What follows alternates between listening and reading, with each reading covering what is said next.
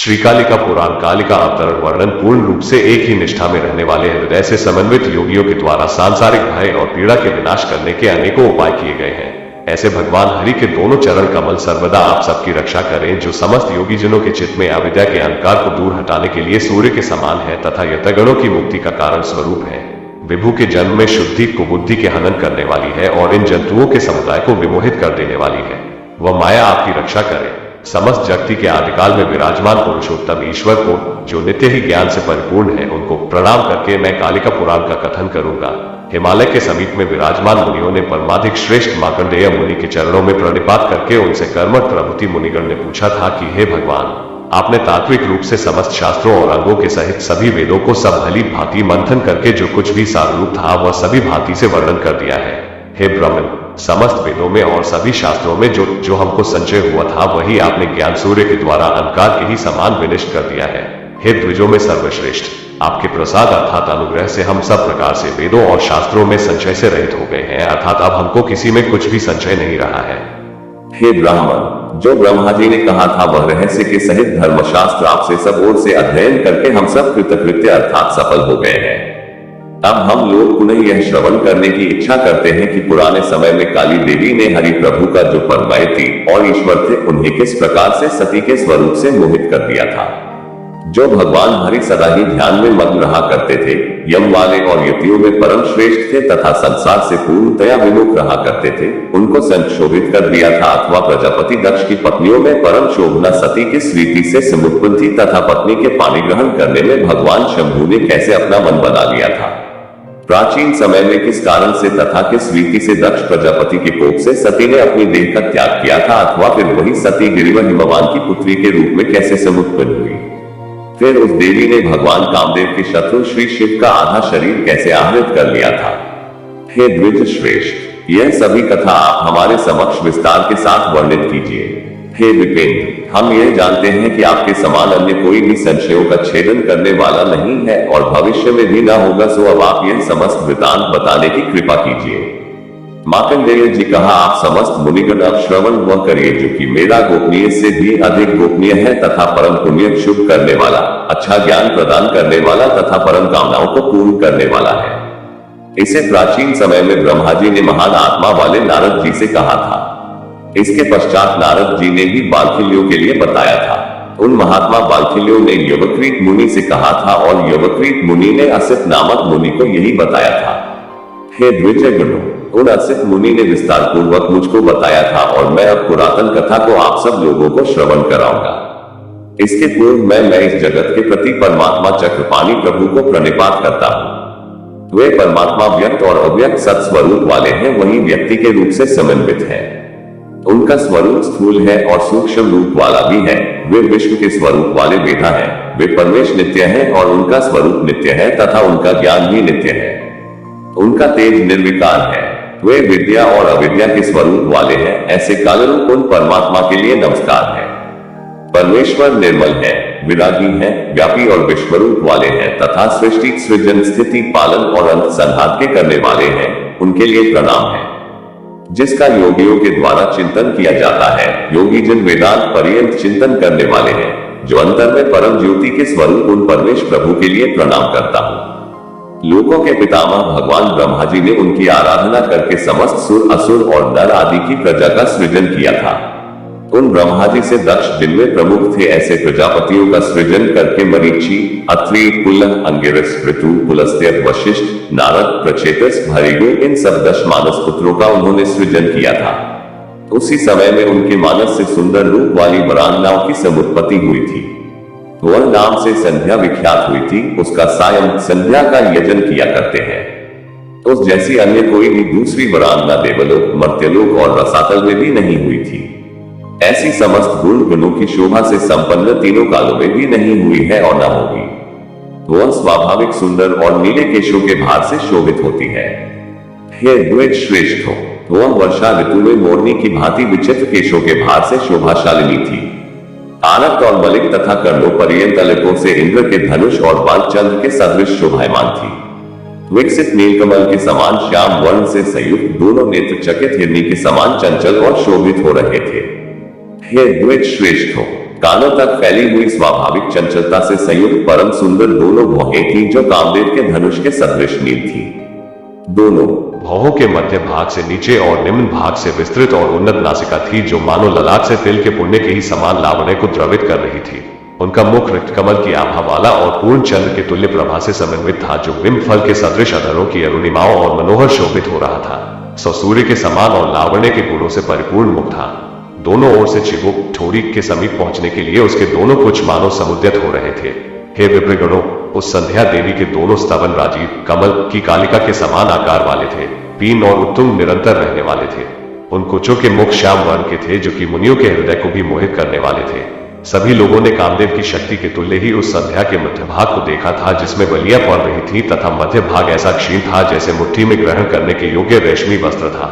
उनके दोनों ऊर्वों का जोड़ा ऐसा शोभायमान हो रहा था जो ऊर्ध्व भाग में स्थूल था और गर्भ के सदृश विस्तृत था और थोड़ा झुका हुआ हाथी की सूनर के समान था जो अंगुलियों के दल से संकुल कुसुमायुत अर्थात कामदेव के तुल्य ही दिखलाई दे रहा था। उस सुंदर दर्शन वाली शरीर की रोमावली से आवृत मुख पर जिसके पसीने की बूंदें झलक रही थी, जो दीर्घ नयनों वाली चारों हाथ से समन्वित तन्वी अर्थात कृष्ण मध्य भाग वाली जिसके दोनों कान परम सुंदर थे, 3 स्थलों में गंभीरता से युक्त तथा 6 स्थानों से उन्नत उसको देखकर विधाता उठकर हृदगत को चिंतन करने लगे थे। वे सृजन करने वाले दक्ष प्रजापति मानस पुत्र मरीचि आदि सब उस पर वर्णिनी को देखकर समत्सुक होकर चिंतन करने लगे थे। इस सृष्टि में इसका क्या कर्म होगा अथवा यह किसकी वर्णिनी होगी, यही वे सभी बड़ी ही उत्सुकता से सोचने लगे थे।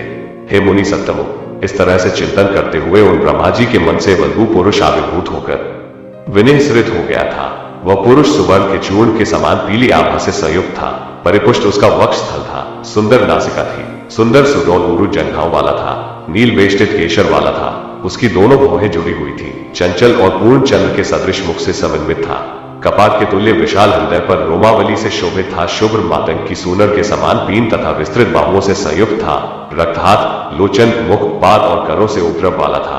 उस पुरुष का मध्य भाग क्षीण अर्थात कुछ था। सुंदर दंतवली थी, वह हाथी के सदृश कंदरा से समन्वित था। विकसित कमल के दलों के समान उनके नेत्र थे तथा केशर घ्राण से तर्पण था। कंबू के समान ग्रीवा से युक्त, मीन के केतु वाला प्राश और मकर वाहन था।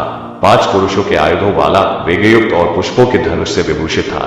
कटाक्षों के पात के द्वारा दोनों नेत्रों को भ्रमित करता हुआ परम कांत था। सुगंधित वायु से भ्रांत और श्रृंगार रस से सेवित इस प्रकार के उस पुरुष को देखकर वे सब मानस पुत्र जिनमें दक्ष प्रजापति प्रमुख थे, विस्मय से आविष्ट मन वाले होते हुए अत्यधिक उत्सुकता को प्राप्त हुए थे और मन विकार को प्राप्त हो गया था।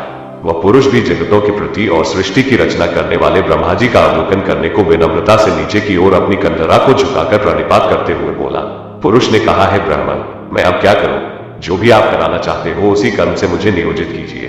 हे विज्ञ, वह कर्म न्यायोचित होवे जिसके करने से शोभा होती है। हे लोगों के ईश, क्योंकि आप तो जगतों के सृजन करने वाले हैं, अतएव जो भी योग्य अभिधाम हो, स्थान हो और जो मेरी स्त्री हो, वही मेरे लिए दीजिए। मार्कंडेय मुनि ने कहा, उस महान आत्मा वाले पुरुष के इस रीति वाले वचन का श्रवण करके अपनी ही सृष्टि से अत्यंत विस्मित होकर एक क्षण तक कुछ भी ब्रह्मा जी ने नहीं कहा था। इसके अनंतर ब्रह्मा जी ने अपने मन को सुसंयमित करके और विस्मय का परित्याग करके उसके कर्म के उद्देश्य को आवाहन करते हुए उस पुरुष से कहा था। ब्रह्मा जी ने कहा, इस सुंदर रूप और 5 पुष्पों के बाणों द्वारा पुरुषों तथा स्त्रियों को मोहित करते हुए तुम सनातनी सृष्टि का सृजन करो। न तो देव, न गंधर्व, न किन्नर और महोर, न असुर, न दैत्य, न विद्याधर और न राक्षस, न यक्ष, न पिशाच, न भूत, न विनायक, न दुह्यक अथवा न सिद्धर, न मनुष्य तथा पक्षीगण, ये सब तेरे शर के लक्ष्य नहीं होंगे। जो भी पशु, मृग, कीट, पतंग और जल में उत्पन्न होने वाले जीव हैं, वे सभी जो कि तेरे शर के लक्ष्य होते हैं, वे लक्ष्य नहीं होंगे। मैं अथवा वासुदेव, स्थानु अथवा पुरुषोत्तम, ये सभी तेरे वश में हो जाएंगे। अन्य प्राणीधारियों की तो बात ही क्या है। तुम प्रच्छन्न रूप वाला होकर सदा जंतुओं के हृदय में प्रवेश करते हुए स्वयं सुख को हेतु बनकर सनातनी सृष्टि की रचना करो। सदा ही तेरे पुष्पों के बाण का वह मन मुख्य लक्ष्य होगा। आप सभी प्राणियों के लिए नित्य ही मद और मोद के करने वाले बनो।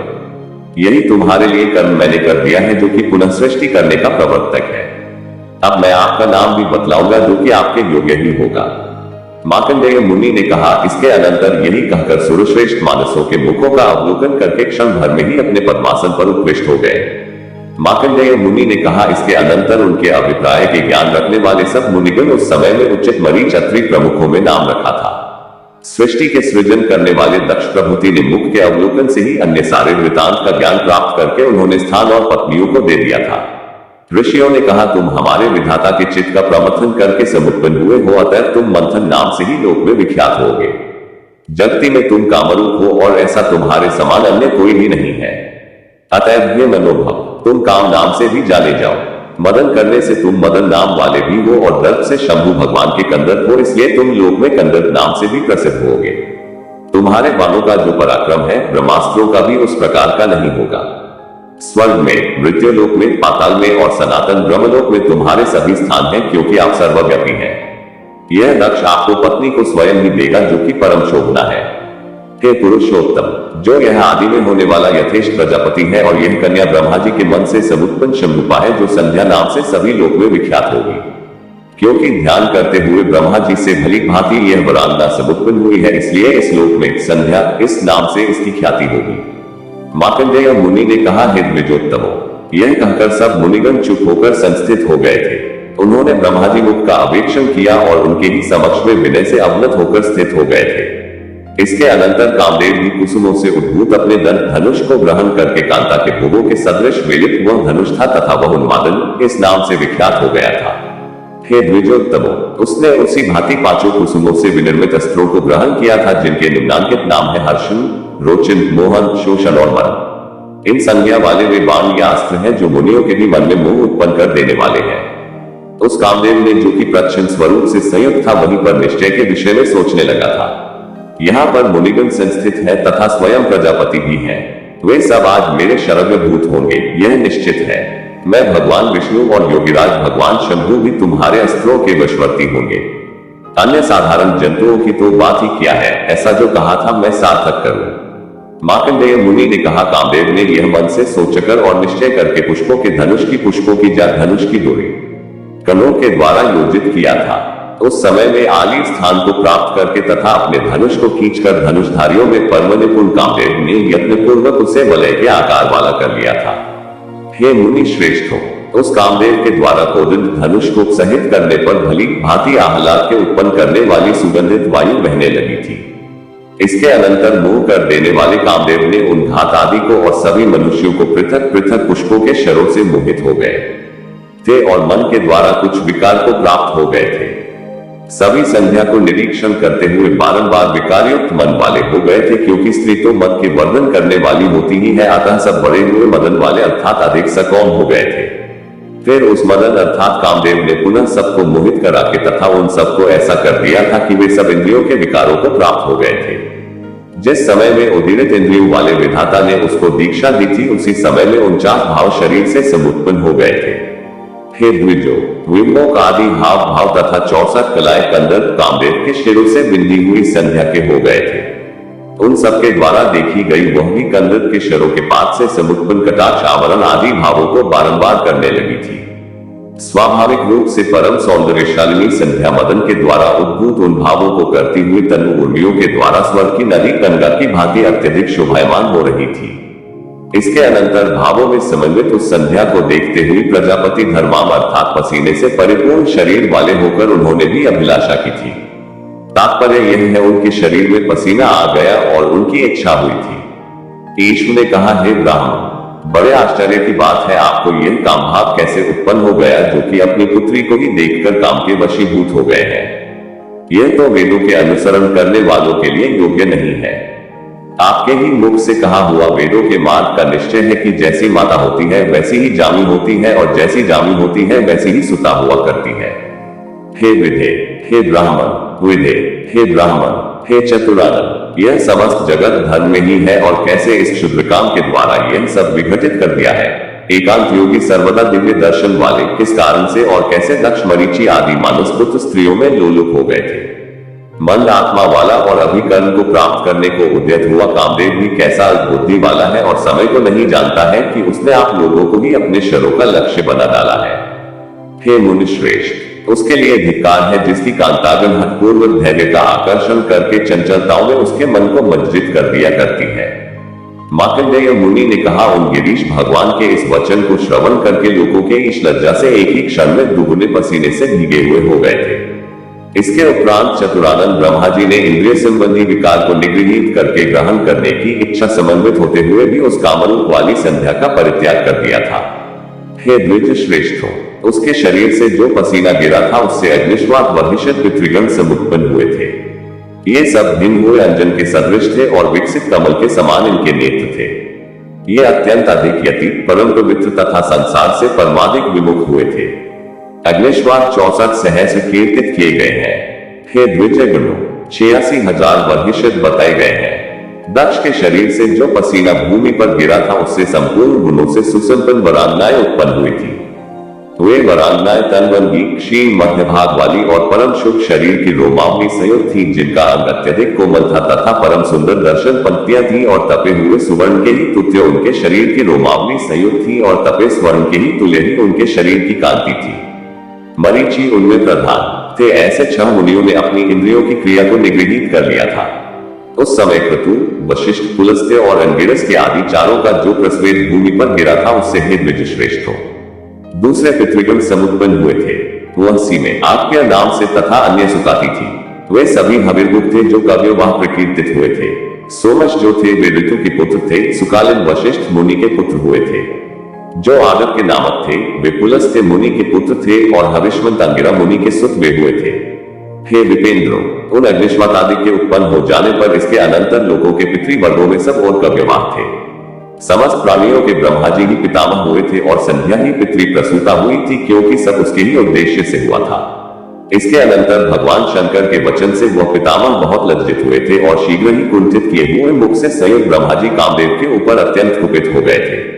वह कामदेव भी पहले ही उनके अभिप्राय का ज्ञान प्राप्त करके उसने पशुपति विधि से डरे हुए ने शीघ्र ही अपने बाण को समेट लिया था।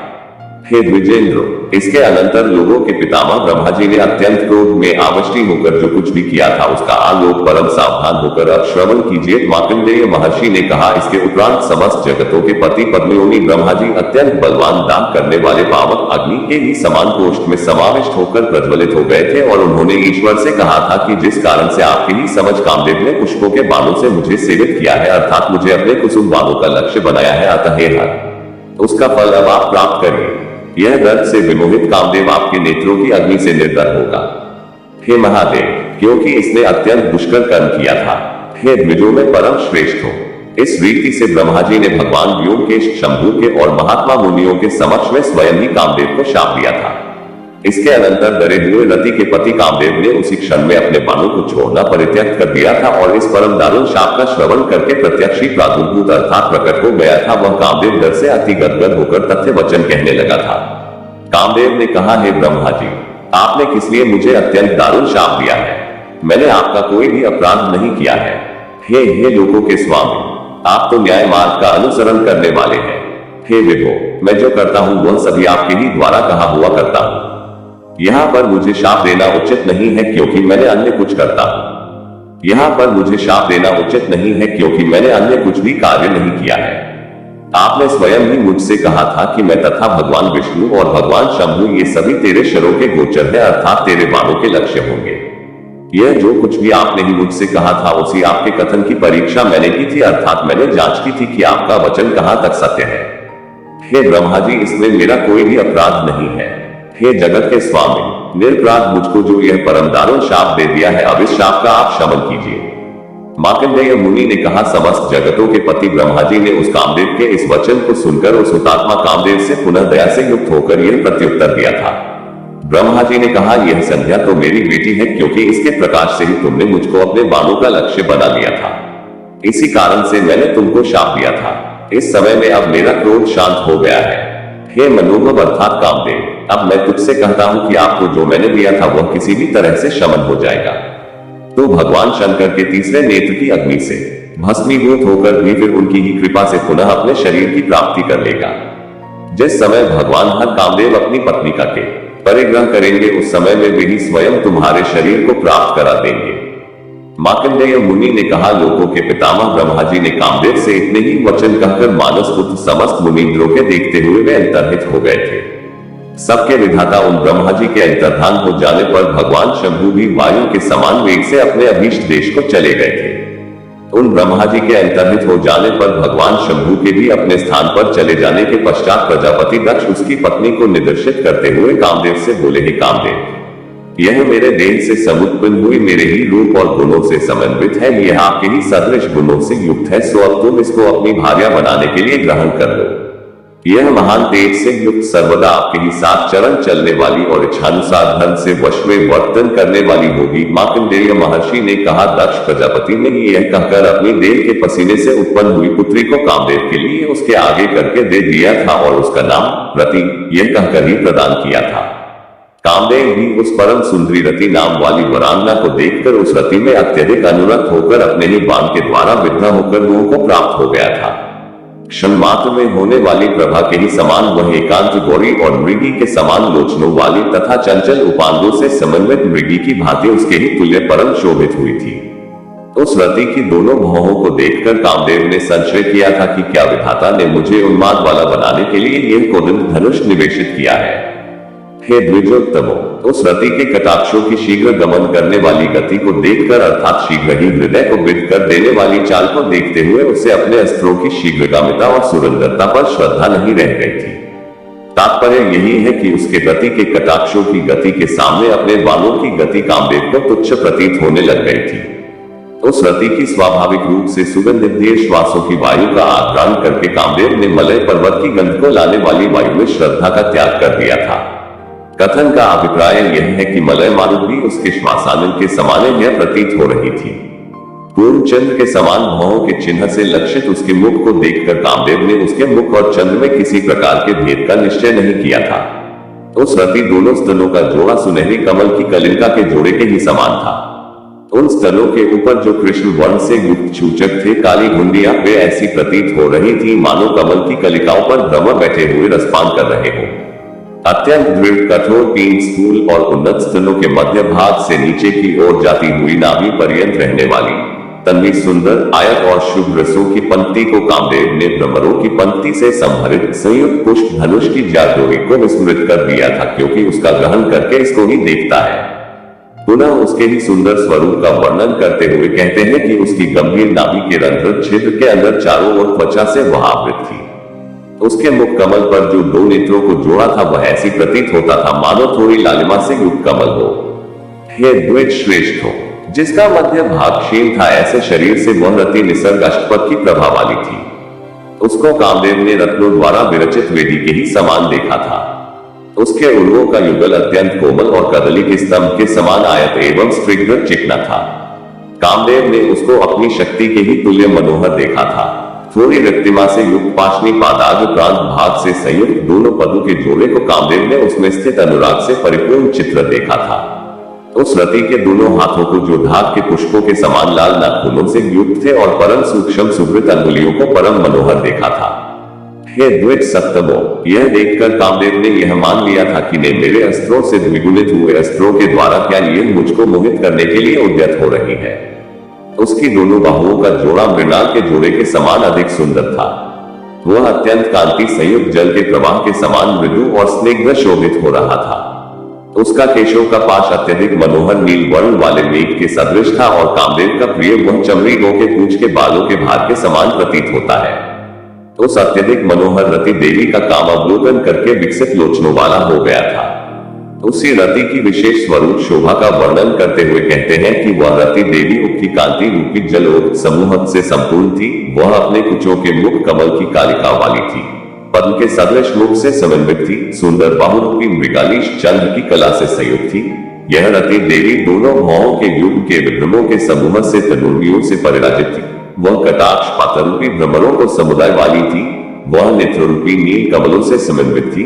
वह शरीर के रोमावली के शैवाल से युक्त थी। वह मनरूपी ध्रुवों के विषादन करने वाली थी। वह रति गंभीर नाभिरूपी हृदय से युक्त थी। वह लक्षरूपी हिमालय गिरी से सुमुत्पन्न हुई गंगा की भांति महादेव की तरह उत्फुल्ल लोचन थी। उस समय में मोह के भार से युक्त आनंद वाले कामदेव ने विधाता के द्वारा दिए हुए सुदारुण शाप को भूलकर प्रजापति दक्ष से कहा था।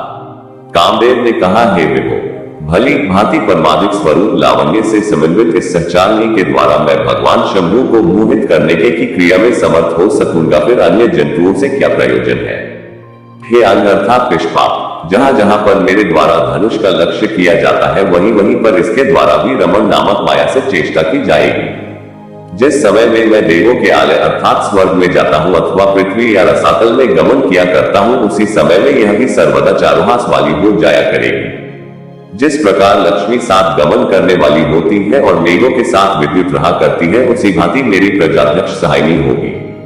मार्कंडेय मुनि ने कहा, कामदेव ने इस रीति से यह कहकर रति देवी को बहुत ही उत्सुकता के सहित होकर ग्रहण किया था, जिस प्रकार से सागर से समुद्रित उत्तमा लक्ष्मी को भगवान ऋषिकेश ने ग्रहण कर लिया था।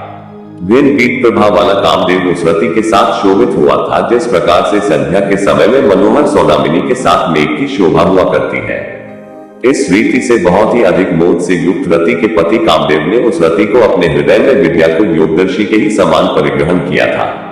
रति ने भी परम श्रेष्ठ पति को प्राप्त करके परमाधिक संतोष को प्राप्त किया था, अर्थात अत्यंत संतुष्ट हो गई थी। जैसे कमल से समुत्पन्न पूर्ण चंद्र के समान मुख वाली लक्ष्मी भगवान हरि को प्राप्त करके संतुष्ट हो गई थी।